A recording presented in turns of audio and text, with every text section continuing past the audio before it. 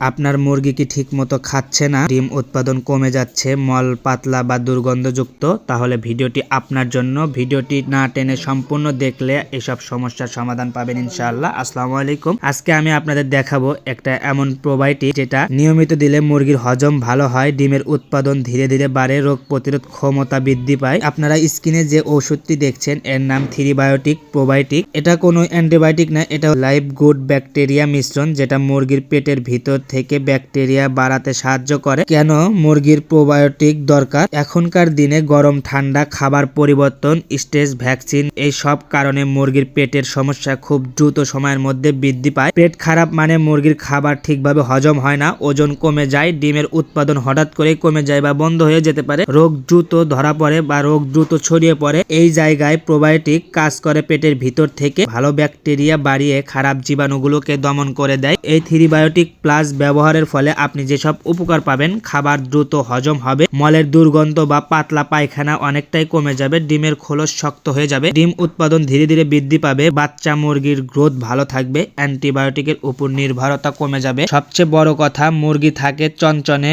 ও active. আমরা যেভাবে এই ওষুধটি ব্যবহার করি, প্রথমত পানির সাথে যখন আমরা এই ওষুধ সরবরাহ করি তখন 1 লিটার পানিতে 1 গ্রাম ওষুধ আমরা টানা 3 থেকে 5 দিন সরবরাহ করি। আর যদি কখনো কখনো আমরা খাবারেও মিশিয়ে থাকি, পানিতে এবং খাবারে উভয় জায়গায় ব্যবহার করা যায়, উভয়ভাবেই মুরগিকে সরবরাহ করা যায়। যখন খাবারের সাথে মেশানো হয় তখন 1 কেজি খাবারে 1 থেকে 2 গ্রাম ভালোভাবে মিশিয়ে দিতে হবে। আমরা যখন খাবারে মিশাই, এর আগের একটা ভিডিও দিয়েছিলাম, তখন কিন্তু আমরা দেখিয়েছি খাবারে মেশানোর সময় কিন্তু খুব ভালোভাবে মিশ্রণ করতে হয় যেন সবগুলো উপাদান বা সবগুলো ঔষধ মুরগি ভালোভাবে সমানভাবে পেয়ে থাকে। বিশেষ করে অ্যান্টিবায়োটিক শেষ করার পরে বা ভ্যাকসিনের আগে পরে, গরমের সময়, এই সময়গুলো সবচেয়ে ভালো ফল পাওয়া যায়। আপনি যদি মুরগিকে ভ্যাকসিন করেন বা বিশেষ করে গরমের সময় যদি আপনি এটি ব্যবহার করে থাকেন, তাহলে কিন্তু আপনার মুরগির খুব ভালো কাজ করবে এবং মুরগি খুব দ্রুত সময়ের মধ্যে সুস্থ হয়ে যাবে। কিছু সতর্কতা অবলম্বন করতে হবে। গরম পানিতে ভুল করেও এই ওষুধটি মেশানো যাবে না, অ্যান্টিবায়োটিকের সাথে একসাথে দেওয়া যাবে না। বেশি দিলে লাভ হবে এমন চিন্তা করলে কিন্তু সম্পূর্ণ ডোজ বৃথা যাবে, মুরগির উপকারের থেকে ক্ষতি বেশি হবে। সঠিক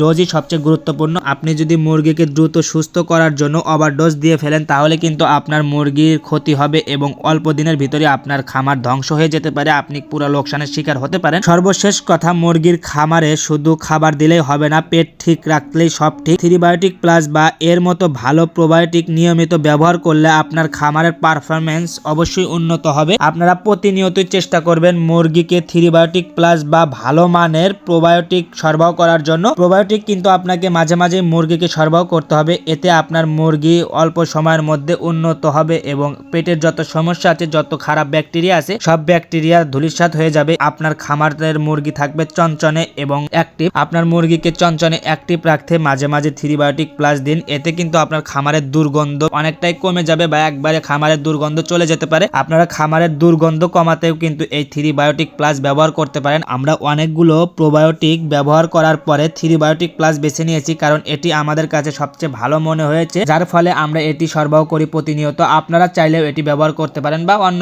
যে কোনো কোম্পানির ভালো মানের প্রোবায়োটিক ব্যবহার করেও কিন্তু আপনারা খামারের মুরগিদেরকে উন্নত করতে পারেন। খামারের দুর্গন্ধ কমানোর জন্য কিন্তু আপনারা অন্য ভালো প্রোবায়োটিক ব্যবহার করতে পারেন। যাই হোক, আমাদের জন্য দোয়া করবেন, আমাদের খামারের জন্য দোয়া করবেন। সকলে ভালো থাকবেন, সুস্থ থাকবেন। আল্লাহ হাফেজ।